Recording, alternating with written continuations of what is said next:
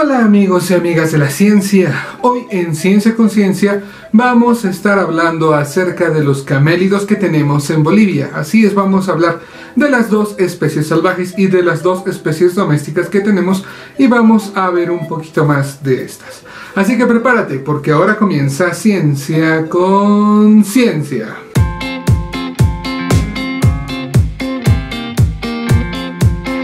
Así que amigos y amigas de la ciencia, ¿cómo se habrían originado los camélidos? Primeramente estaríamos hablando que hace 50 millones de años atrás ellos habrían empezado a evolucionar en todo lo que es Norteamérica.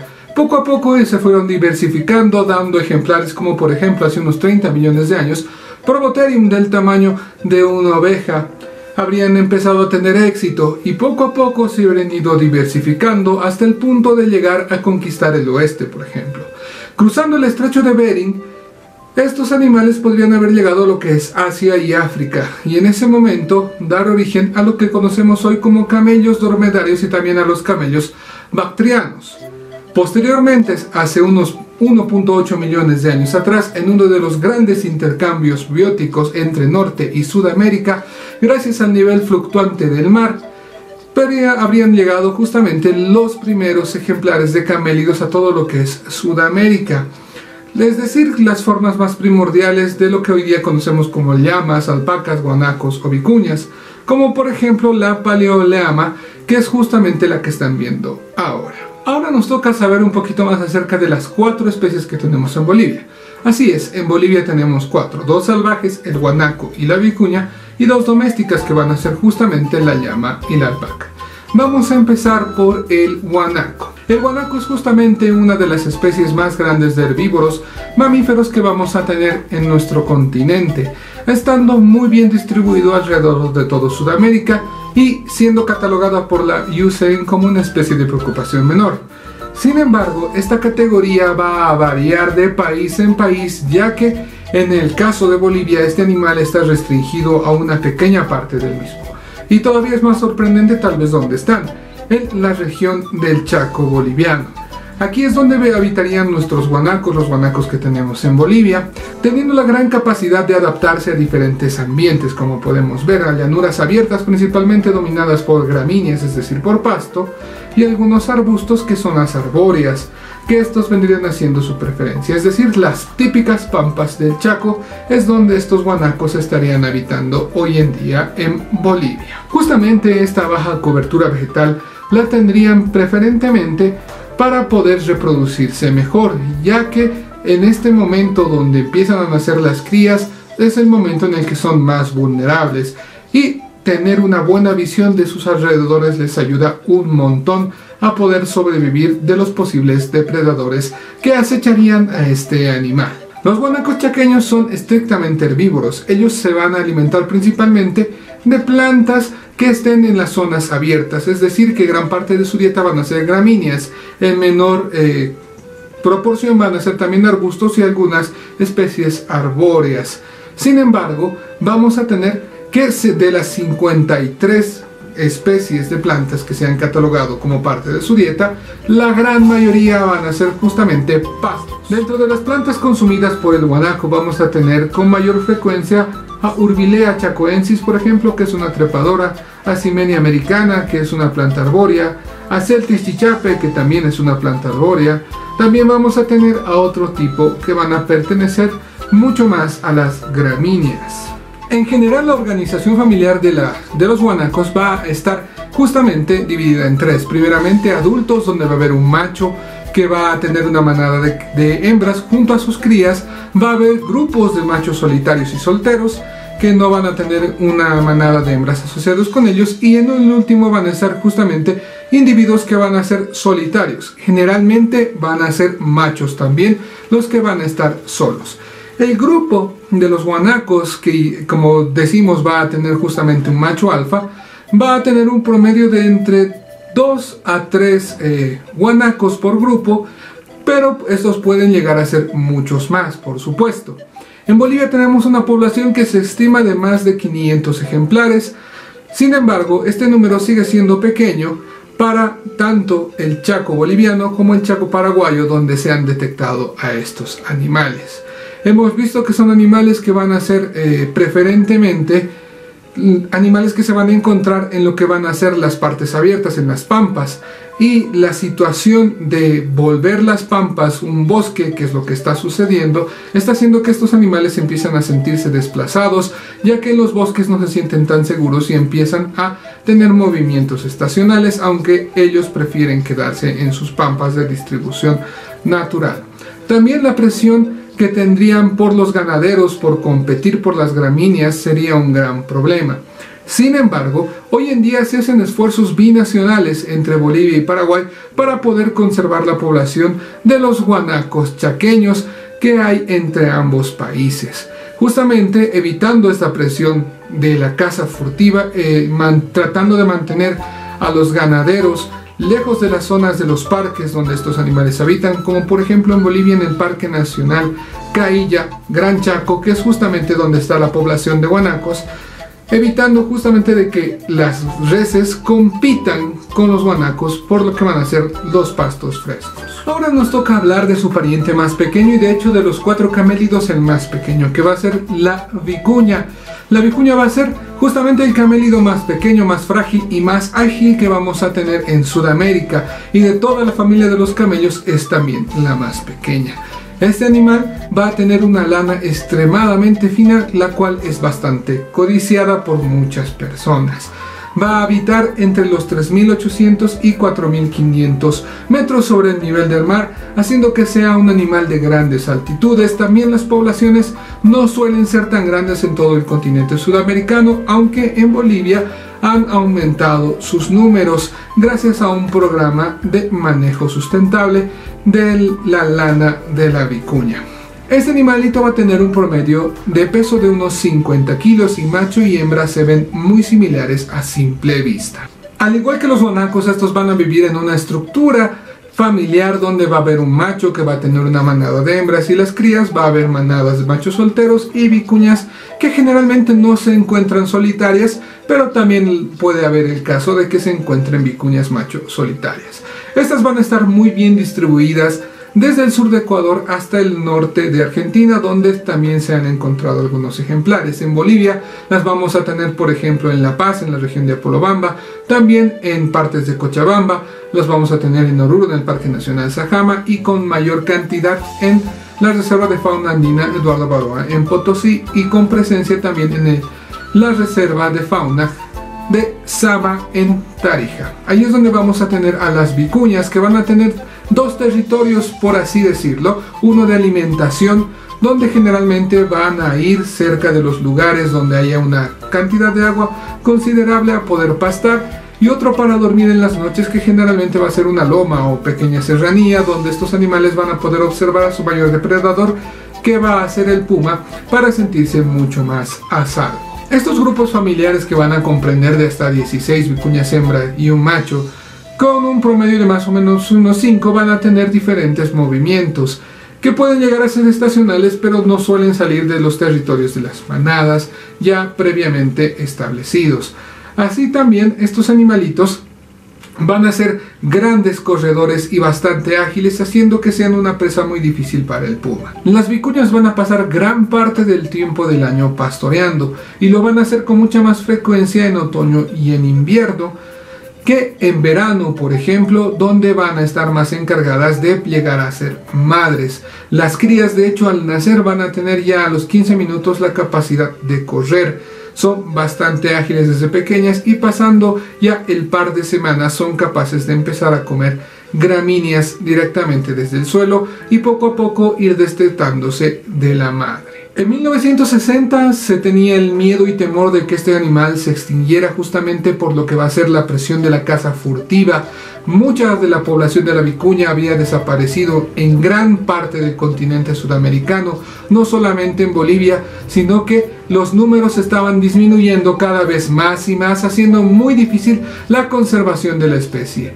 Pero en 1969, justamente en La Paz, Bolivia, se firma lo que va a ser el Convenio Internacional para la Conservación de la Vicuña, donde todos los países donde este animal habita se comprometen a prohibir su caza y a empezar a cuidar a este animal. 10 años después de la firma de este convenio y con los números incrementándose, decidió firmarse un nuevo convenio, viendo que para evitar la caza furtiva por la lana de la vicuña era también muy posible hacerle un manejo sustentable.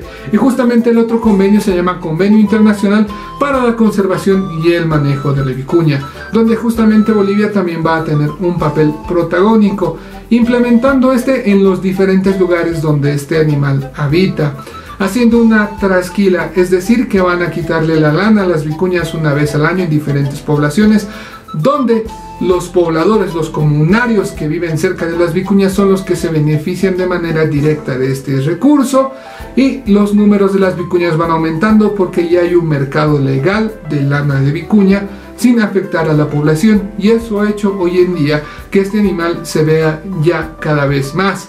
Por ejemplo, si ustedes van a lo que va a ser el Salar de Uyuni o al sur de Potosí, van a poder ver vicuñas con gran facilidad, están alrededor de los caminos, las pueden ver en grupos, y de hecho es un espectáculo muy hermoso saber que este animal se está manejando de manera sustentable, ayuda a mantener a muchas personas y sus números van creciendo poco a poco. Entonces nos toca hablar de los otros dos camélidos de Sudamérica y de Bolivia. Vamos a estar hablando de la alpaca y de la llama, que son animales domésticos, pero para eso tenemos que responder también ¿qué es un animal doméstico? Mejor dicho, ¿qué es la domesticación? Y la domesticación va a ser un proceso por el cual diferentes especies, tanto de plantas como de animales, han ido pasando a lo largo de varios milenios. De hecho, se estima que la domesticación de los animales, ojo, empezó hace 12.000 años atrás, empezando con ciertas especies más afines a nosotros, como por ejemplo lo que van a ser los perritos. Estos animalitos que han venido desde el lobo se han ido domesticando poco a poco. ¿Cómo es un proceso de domesticación? Muy sencillo, se empiezan a seleccionar ciertas características que quieres expresar, como por ejemplo animales que sean más tolerantes a la presencia del ser humano, que sean menos agresivos y de hecho sean mucho más amistosos con los seres humanos. Se empiezan a seleccionar para que tengan descendencia, y poco a poco se va creando algo muy diferente a un lobo, hablando solamente de lo que va a ser el ejemplo de los perros, ya que perro y lobo básicamente, genéticamente hablando mejor dicho, no van a ser muy diferentes. De hecho son básicamente lo mismo, solamente que uno es salvaje y el otro es doméstico. Erróneamente tendemos a pensar que un animal que vive en una casa, que está con alguien por mucho tiempo, ya sea por ejemplo un lorito, un monito o cualquier otro animal, es un animal doméstico, y no es así, no es doméstico, es asilvestrado o es tolerante a la presencia del ser humano por el tiempo que han estado junto a ellos. Sin embargo, no es doméstico. Un animal doméstico ha pasado por un proceso de domesticación que viene desde hace miles de años. Eso básicamente en lo que va a ser la domesticación. ¿Y por qué les estoy hablando de esto? Justamente porque en Sudamérica tenemos dos géneros de camélidos: el género lama, donde vamos a tener a la llama y al guanaco, y el género vicuña, donde vamos a tener a la vicuña y a la alpaca. Y vamos a empezar justamente por la llama. Las llamas van a ser habitantes exclusivos de lo que van a ser los Andes y van a estar más acostumbradas a todo lo que va a ser el clima duro e inclemente de la cordillera andina y de las olas antiplánicas que van a estar aledañas a la misma, con poca lluvia, con poco recurso hídrico, con gramíneas bastante duras para poder alimentarse y con bastante frío en todos los climas. Sin embargo, este animalito se ha adaptado muy bien al ser domesticado, que ha sido seleccionado justamente poco a poco para producir primero más carne y después para producir más lana, ya que es la principal función incluso hoy en día de las llamas, producir lana y producir carne, ya que todavía se considera como un animal de consumo y es una alternativa a la carne de res habitual que se suele comer. También hace mucho tiempo atrás a la llama se la utilizaba como un animal de carga, y justamente estas caravanas de llamas eran bastante comunes en el Valle de La Paz. Pero poco a poco fueron desapareciendo, siendo reemplazadas primeramente por lo que van a ser los asnos y los burros, que pueden llegar a cargar mucho más peso que una llama. Una llama solo puede cargar el 35% de su peso, y las caravanas de llamas tenían que ser muy pero muy extensas para poder cargar todo lo necesario y hacer comercio entre pueblos que estaban relativamente lejos. Sin embargo, hoy en día las llamas siguen jugando un papel fundamental, y de los camélidos domésticos es de hecho la más grande. Si uno ve una llama y ve una vicuña, nota rápidamente la diferencia. Las llamas van a ser de diferentes colores, las vicuñas generalmente van a mantener el tono café con la parte del pecho con una lana mucho más amarillenta blanquecina, y van a ser muy pequeñas. En cambio, una llama es bastante más grande, va a tener una gran cantidad de lana, y va a tener diferentes colores y patrones de colores que pueden ir desde el negro al blanco, pasando por otras tonalidades como marrones. Hoy en día se van a dar dos razas de llamas, que justamente es la llama cara, que va a ser la llamita que va a tener el vellón, que es como se le dice generalmente a la lana, el vellón mucho más fino, menos tupido, es decir, que no va a tener tanto vellón, no va a colgar la lana, por así decirlo, y lo que va a hacer que esta lanita sea un poco más fina.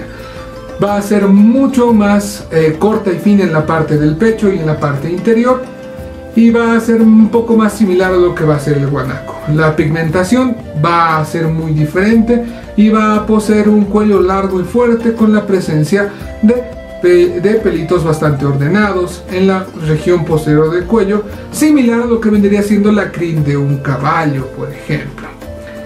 La cabeza y la cara son bastante limpias, y el perfil va a ser muy interesante, con grandes ojos y una mirada firme. Estos animales van a tener también una altura que va a llegar hasta los 1,20 m al nivel de la cruz, es decir, hasta aquí, sin contar la altura del cuello. Así también, este puede llegar a tener un peso promedio de entre 108 a 120 kilogramos, haciendo que sea un animal herbívoro bastante grande. Y la otra raza de llama que vamos a tener justamente va a ser la llama chacu, que va a tener características bastante similares, donde el vellón es la principal diferencia. El vellón de esta llama va a ser mucho más tupido, va a ser mucho más largo, va a tener una apariencia desordenada, y de hecho esta llama estaría destinada justamente más a la producción de lana. La llama y el guanaco son de los camélidos más grandes que tenemos en Sudamérica, y es por eso que estarían emparentados, y no solo por el tamaño, sino también por la gran capacidad de ambos de poder adaptarse fácilmente a diferentes condiciones. Evidencias arqueozoológicas y de ADN apuntan a múltiples eventos de domesticación de lo que va a ser justamente el guanaco.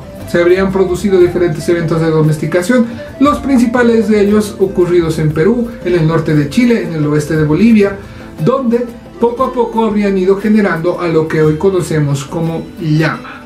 Para finalizar, vamos a hablar de la alpaca. La alpaca va a ser una especie que hoy en día se distribuye a lo largo de todo el mundo. Muchas personas quieren tener en sus granjas alpacas. ¿Por qué? Primeramente y casi exclusivamente por lo que va a ser el vellón, la lana. La lana de la alpaca es sin duda alguna una de las fibras animales más finas que existen en el mundo, que pueden abrigar muy bien. Aparte de eso, algunas de estas son criadas para consumo, teniendo una carne que va a ser justamente baja en grasas, y puede ser una alternativa, aunque esto generalmente no se hace, y las alpaquitas todas son criadas para poder producir fibra. Va a tener en su sangre unas moléculas de inmunoglobulina para la producción de productos médicos y terapéuticos.